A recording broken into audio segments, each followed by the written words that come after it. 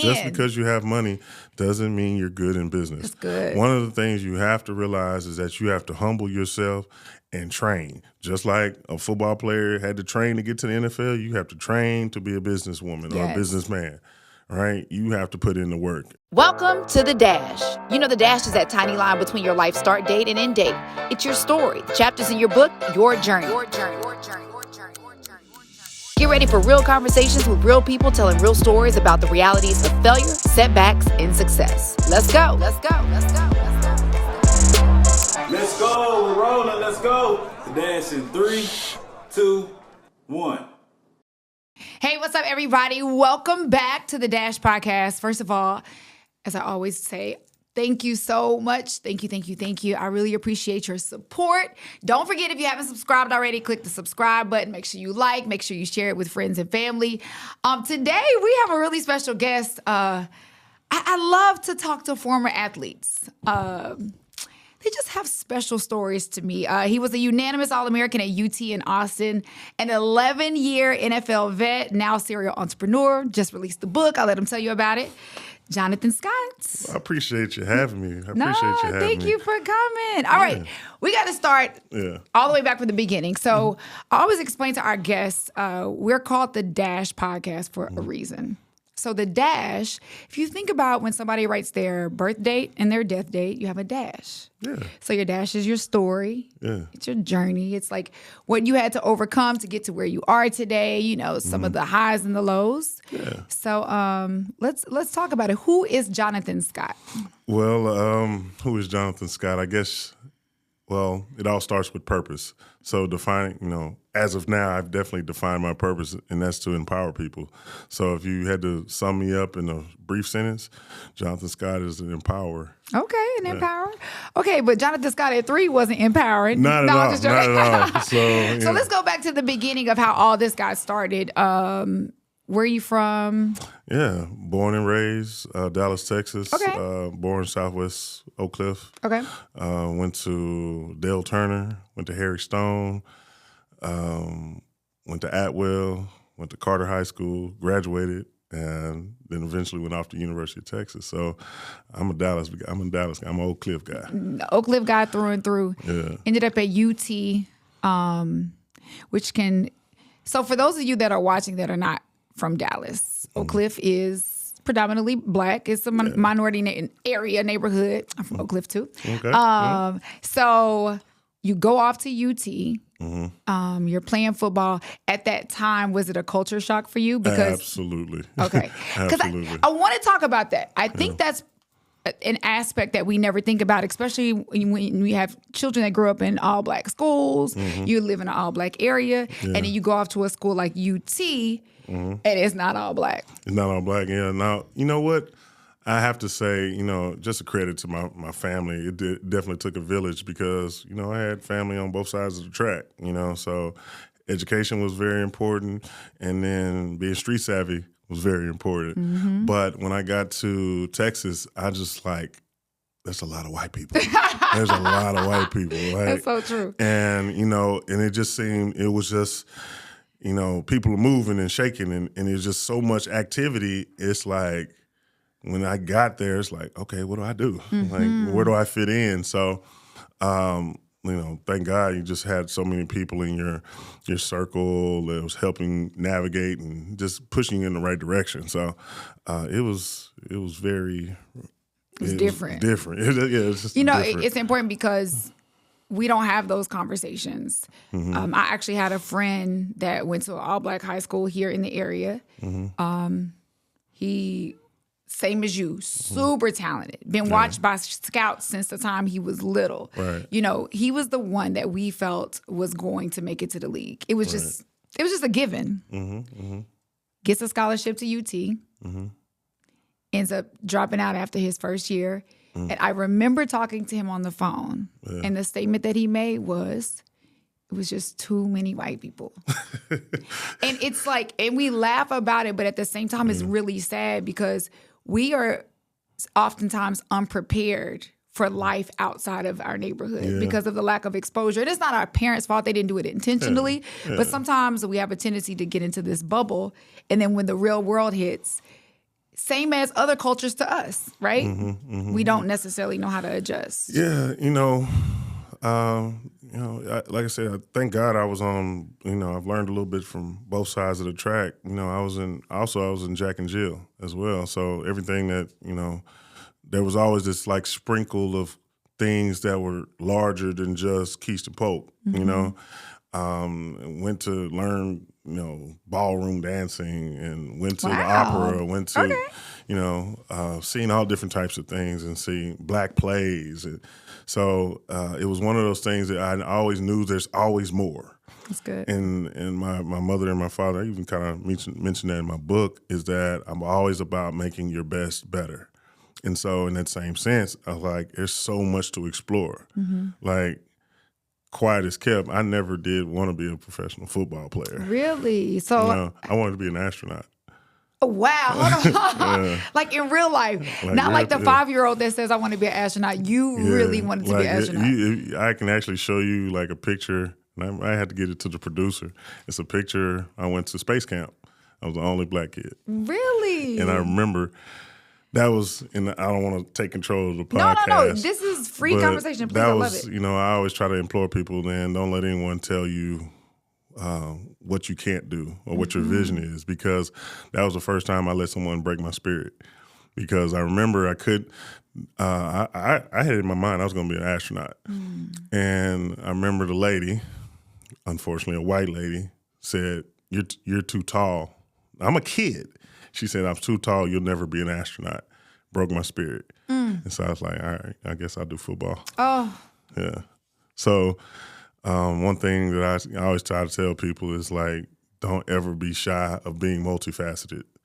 Like, that's why diamonds are diamonds. That's why diamonds shine so bright, because they have multiple facets, all right, and shine. So if you want to have, multiple businesses, do that. If you want to be the president, do that. Yeah. Like don't let anybody tell you what kill your vision. Jonathan, that's good. Even for adults that are watching. Yeah. How often do we become afraid, right, of doing that thing that seems crazy? Because if you think about it, astronaut, I mean, how many black people do you know? I mean, there are not many black astronauts. Yeah. As a kid, that's just something that you say. But you seriously wanted to be a black astronaut, but somebody told you that you were incapable. Yeah. And so we stifle our dreams as adults even today, because we're going to look crazy. Like, if I do this, people are going to be like, why is she? And what is she? And what, Yeah, and to that point is that I had to get realignment within myself and started tapping into those things that I told myself as a youngster. I'm actually working on getting my license, like to be a pilot. Really? Yeah. Are you serious? Yeah, serious. That is awesome. So like instead of having to, let's use the G5, I'm gonna fly it. So listen, so I'll let you girl, okay? Yeah, I'm gonna leave when I want to. I'm gonna be in the plane with the bros, okay? Right, there it is. You know it. Yeah. Okay, so we are gonna get to your book. You mentioned your book. He has a book called The Winning Playbook, which we're gonna talk about in just a second. But let's get to your NFL career. Okay. So you end up playing. You end up in the NFL. You didn't really want to play football, but I guess you felt at that time. I fell in love. I don't want to make it sound like I hated football. Yeah. I fell in love with football. But there are a lot of players that it wasn't my first love. Yeah. Okay. Yeah. So you ended up falling in love with football. You played 11 years. That's a pretty long time, considering, usually the career span of an NFL player. Yeah, no, it was definitely it was a blessing. It was an absolute blessing, because it allowed me to realize, I didn't know it till later, the power of manifestation, because there was a moment when I said, yeah, I'm going to do that, right? That's when I fell in love with it. But, like the NFL part is just the final chapter, right, when it comes to football. Like, it started all the way when I was playing soccer for the Oak Cliff Lions, because I couldn't play football until I mastered that.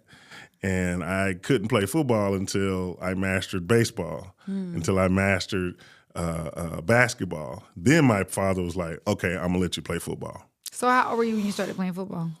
I was 8th grade.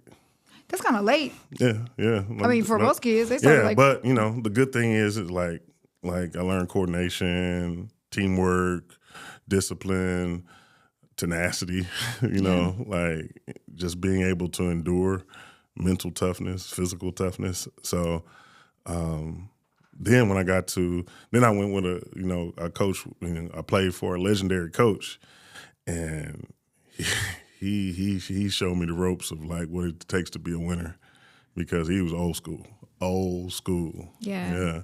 We talk about often on the podcast about mentorship and just listening to people that came before us. Mm-hmm. And he taught you something. It sounds like he taught you something that you weren't necessarily getting at home per se, that you weren't because everybody comes from different walks of life. And we have to be willing to listen to others that do it differently than us, because everybody we can learn something from everybody, right? Absolutely, yeah. Because you can learn. You can learn from I learned from all my mistakes, and because it's kind of like, the first time you were introduced to a stove, right, and you're cooking with a cast iron skillet. It took that first time of burning your hand to realize you need to put a mitt on. Why do they make those like that? Because it cooks so good. Because it makes it marinate. I'm a big guy. Okay, so, we gonna get back. That's another story. Yeah. But no, you're absolutely right. It makes good food, real good food. So 11 years in the NFL, you make some good money. Yeah. Make some good money. How did you do with your money? I did. Honestly. I did everything that I was told to do. I did everything that I was told to do, but I could have done better. Why? Is because there's so many different tools that at the time were antiquated, right? I don't want to necessarily give too much opinions about it, but like your traditional 401k, they're antiquated, right? There's better ways of being able to grow your money. And so everyone's told, all right, get your money, save it up, put it in here. So I did it. But once as my career was going on, I realized I always had this one person I had to always pay, the IRS. Listen. And nobody really talk about that. And I realized it's like the more I make, the more I have to give away. And I wasn't, and the thing that made me realize that like there's got to be a different way is because when you see your counterparts and they you hear little whisperings like, why do you pay taxes? You're hearing this from your Jewish friends and your white friends, and you hear that, but it's like you're thinking you're doing something illegal. But no, he actually knows the system. He understands law. They understand law. And so what happens is it's like now you start picking it up and you start seeing how people move. And you start realizing it's like, I need to move like they moving. So, see Mr. Rooney and see how they do things, and just tacticians when it comes to money. And then it made me realize it's like, I'm playing in the wrong game. Oof. I'm playing in the wrong game. So it takes a lot of patience. It takes a lot of patience and be willing to listen.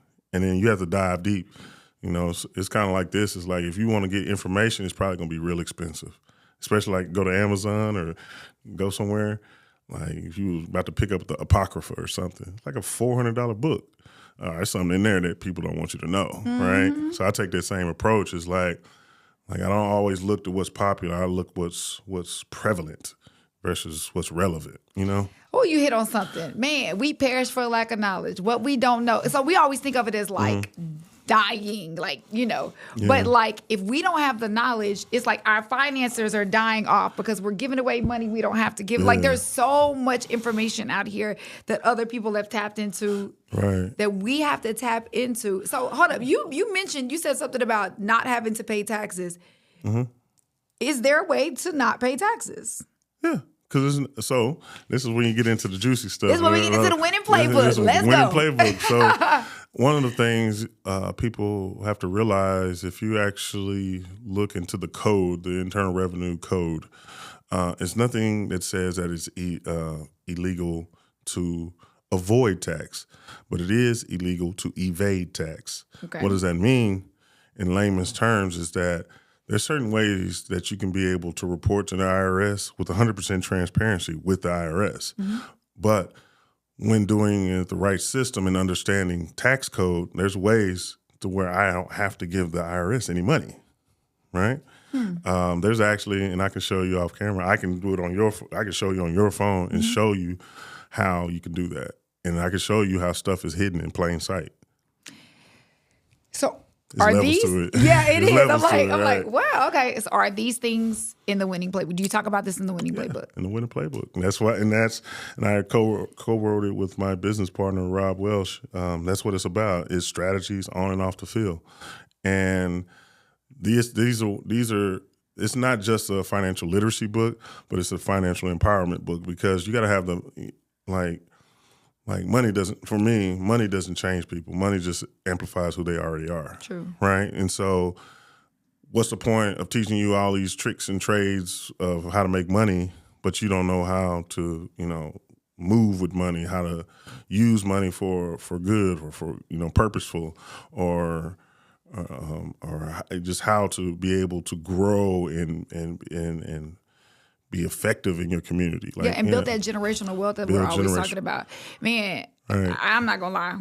Hopefully you let me keep that book, because I'm excited. Oh, sure. Because there are certain things that I want to be able to tap into for myself. Absolutely, and for my family that comes in the future that I don't know. Because you speak of an antiquated system. I was raised in a household where, my father is West Indian, everything was get your money, save it, put it in the bank. And and to that point, you recognize that, because you understand that was a time where they came in, and the circumstances, the environment then is like, man, get as much as you can, get a job, get in, get out, right? So I understand it, but there's so much more to it. There's a way. What I'm hearing from you is that there is ways to save via saving on taxes. There's ways to invest your money, be sleeping, make your money make money for. It's like it's making money while you're asleep, which is what we all want to do. Because what our mentality oftentimes is, we want to start our own business, which is great. Entrepreneurship is a beautiful thing. But sometimes we are also creating our own prisons, because you create a business, but you got to work it 14 hours a day, and you're going to do that for the next 40 years. So now you've limited your time again. And so that's the thing about growth, right? Is that the way I always look at it is like Jeff Bezos, right? He's an entrepreneur. But when we think of Jeff Bezos, we think of Amazon. Sure. He had to start somewhere, right? I think the biggest things, and that's why you really have to, even when you're dealing with business, it's like people got to stop thinking about, well, this is just me, all right? Instead of just being a business, how do you become a company? Because a business, you got to stay at it over and over and again. But if you have a company, you have structures, you have people, and you have a team.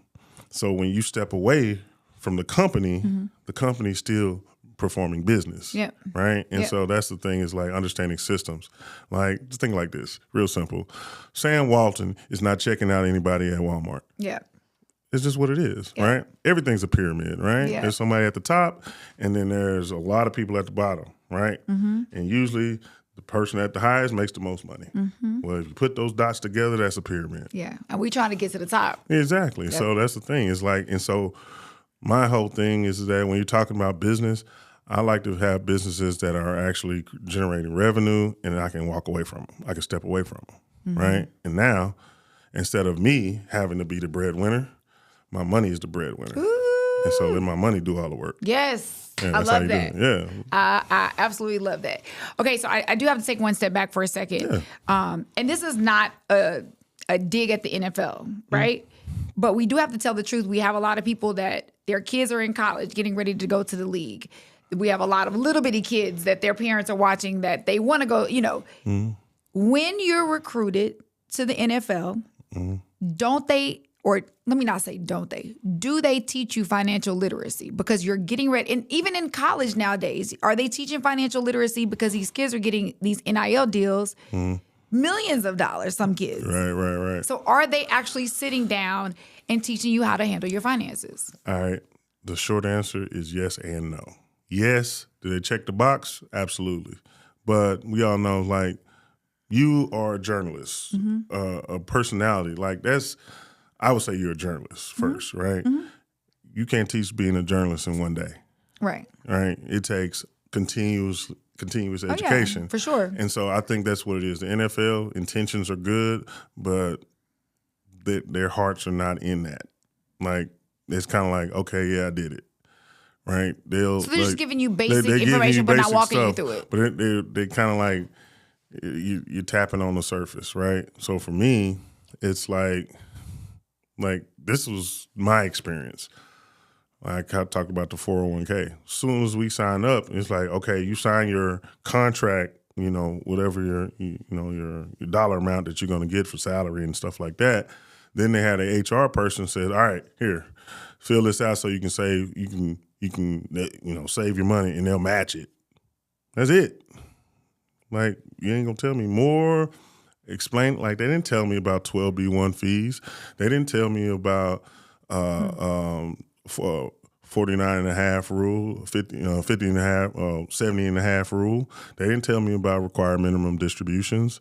They didn't tell me about our Internal Revenue Code 72T. Like, they didn't tell us nothing, right? Like, what do I do with this? All they say is save money. All right, cool. That's not education. That's not education. Yeah, you got a bunch of men, and especially let's talk about black men that are going into the league. You're making the most money you ever have in your life. Yeah. Nobody's teaching you how to make it last forever. Because I'm sure, have you ever seen somebody that made millions of dollars that go broke? Yeah. Oh, absolutely. That was the whole purpose. Like, initially, that was the whole purpose of writing the book, was being able to eliminate the rhetoric behind athletes going broke. And the reason, in my humble opinion, the reason that trend happened is because they weren't educated on money. Like, guys are not stupid. They just don't know, right? Think about it. What? I would say at least 70-something percent of the players in the NFL are black. Of that 70%, I would say more than 60% of them come from middle to lower class incomes, right? So what is prevalent in those communities? Lack of resources, lack of knowledge, lack of, you know what I'm saying? So lack of healthy food, lack of, it's a bunch of lack, right? For sure. Absolutely. And, they just call it what it is. And so when you're looking at just the spectrum of what's going on in our own communities, like, what can we do to actually put in our communities to actually help flourish? And one of the biggest things is being aware and being informed. Because what's the point of just giving somebody money but they don't know how to use it? That's true. What's the point of giving somebody a Rolls Royce but they don't know how to drive it? What's the point of giving someone, a radio station but they don't know how to talk? Like, you got to teach the skill set. You got to teach the framework. So I know sometimes I can get into a rant about it, but it's so many different things. No, but you're passionate about it, and I love that about you. And again, you are empowering. You said earlier you're an empowerer. That's exactly what you're doing. You're empowering because in some shape, form, or fashion, you weren't empowered at a certain point, and you look back probably and say, I could have been so much further along, or I could have had way more money in the bank. Look, I think the same thing sometimes. I'm like, when I think about all the money I've made over the years, and then I look at my account, I'm like, I'm just thinking to myself, I'm like, why did I do that? And then the crazy thing is like, I thought I was doing the right thing, right? I'm like, oh yeah, I'm gonna put my money here. I'm gonna invest in real estate. Yeah, I got burnt on that. This is one thing I'll tell a lot of people is that just because you have money doesn't mean you're good in business. Like, say that again. Just because you have money doesn't mean you're good in business. That's good. One of the things you have to realize is that you have to humble yourself and train. Just like a football player had to train to get to the NFL, you have to train to be a businesswoman or a businessman. Right? You have to put in the work. Like, I can't get up here and say I'm going to start a podcast because I haven't been behind the mic like you've been behind the mic. Right. So there's certain nuances. I mean, I even noticed how you picked it up when I kind of like, I didn't have nothing to say. Like, that's a skill set. Like, that's the years you put in. That's the work you put in. That's the professionalism. Ooh, I am so glad that you touched on that continued education. I just saw a sermon yesterday. Now I'm about to go off on a tangent. Go. Bishop Jakes was preaching, and he was talking about how he said, here at the Potter's House, we have all of these classes, but I can't pay people to come take the classes and get the information. He was like, without the information, you can't grow. It's the information. Yes. If you want to be a business person, it's okay to go take a class on business. That is such a profound statement about money does not make you a business person. It just could possibly make you a fool. Yes. And like you said, because you said you got burned on real estate. Kind of give us a little bit of that, because I saw an interview you did where you said, I work in W's and L's, wins and lessons. So you get burnt because you didn't have the education, obviously, with real estate. And so tell us what happened. Yeah. So, unfortunately, I'm a person that, it's sometimes a double-edged sword, is that if you say you're going to do something, I automatically trust you, right? And then it's what you do that makes me take away my trust, right? So I trust your friend. You're like, oh, okay, cool. So, right. So the business partner that I had at the moment, great ideas, big ideas. And from face value, you can see it working. You can see the systems. You see money's coming in. People getting homes. It was in, like I said, in residential, and getting people connected with mortgages. And then all of a sudden, it was like he went ghost. It was like it could have been in a movie, right? Next thing you know, it's like, oh yeah, we had to file for this and file for that. I'm gonna get you your money back. But I'm seeing him. He got his new wife, big old nasty rock on her finger. And I'm like, man, that's a 7-carat ring. Like, you bought that ring. I bought that ring. Yeah. And so it got to the point to where I realized I put so much trust in him.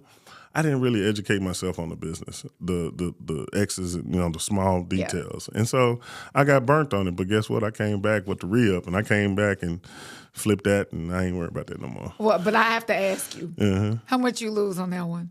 Like $250,000.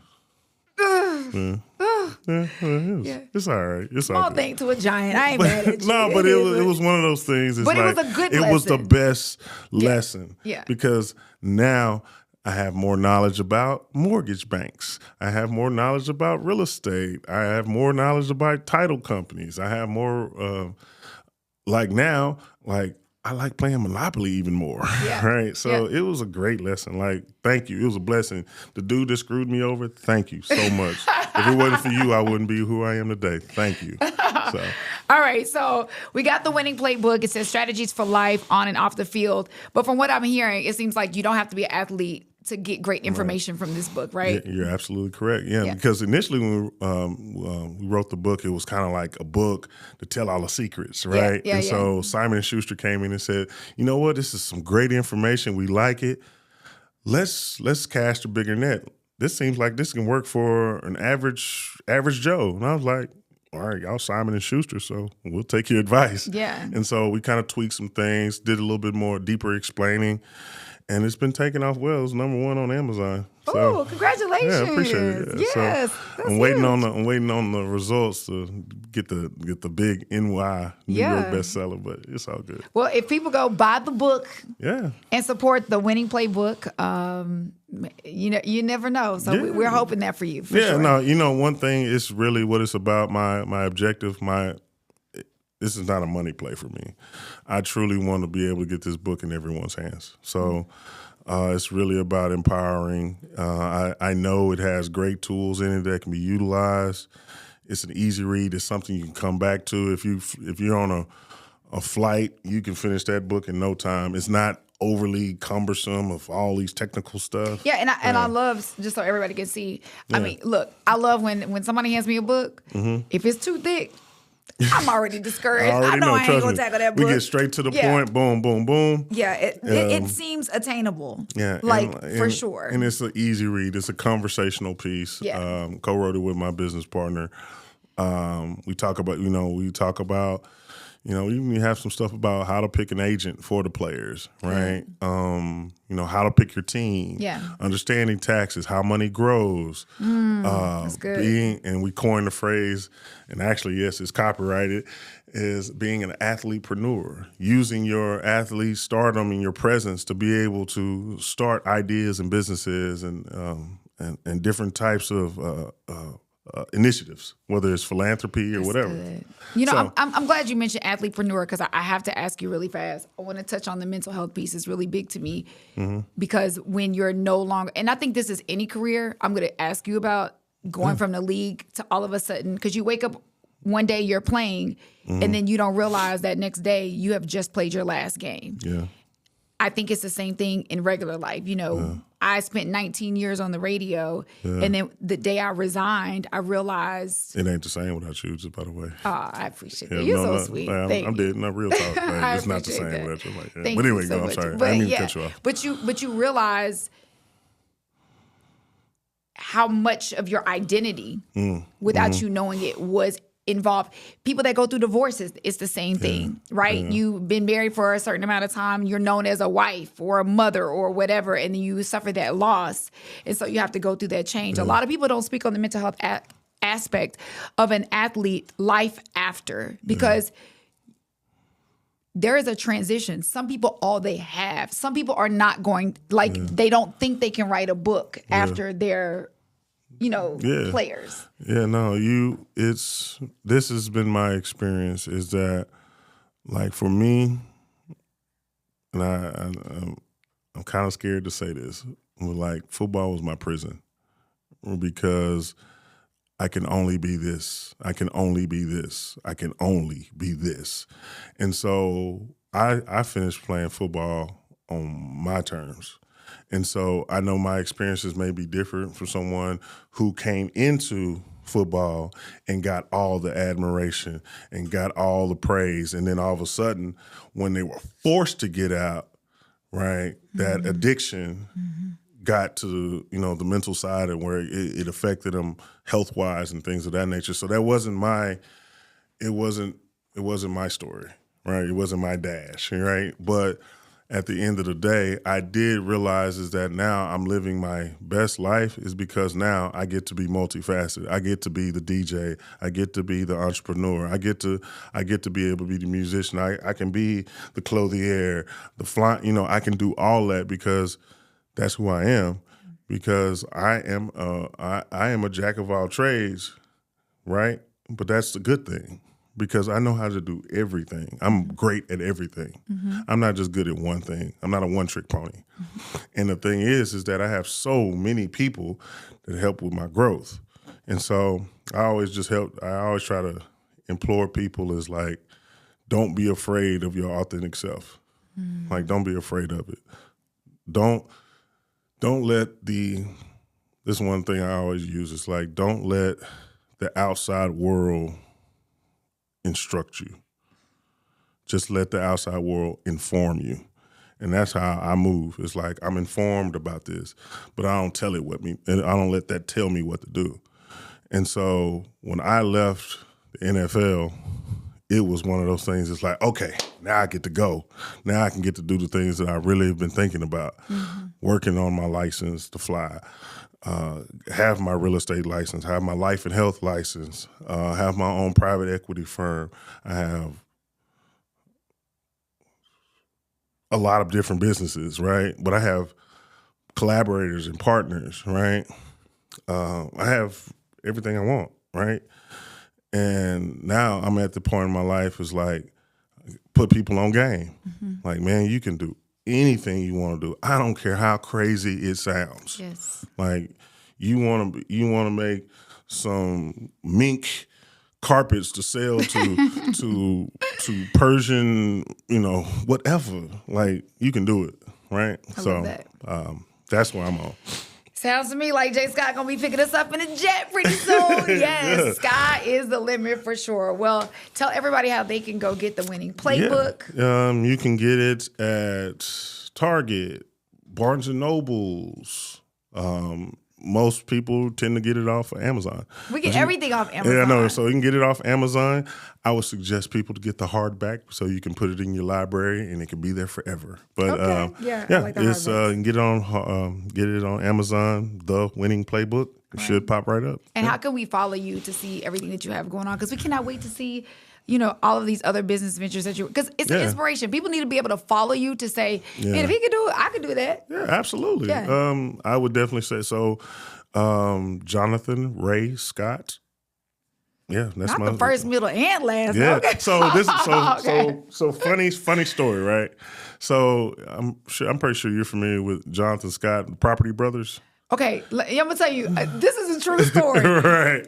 Because I try to do research. Sometimes I just Right, wing it, I but get it, I try I to get do a little bit of research before guests come in. Right. Y'all, when I looked up Jonathan Right. Scott, one of the twins from the Property Brothers, I was like, I know that ain't who's coming because they said he used to play in the NFL.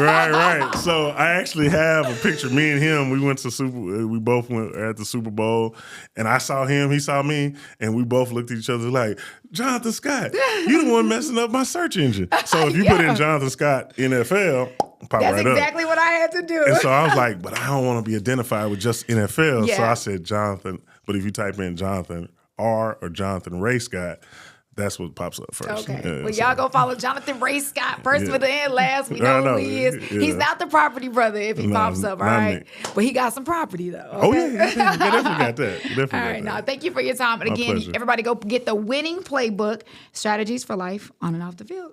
Yeah, there it is. Thanks. Thanks for the support. Make sure you subscribe to the Dash Podcast YouTube channel. Also, we're available on Spotify, Apple Podcasts, Google Podcasts, and more. And feel free to share it with some family and friends. Thanks, guys.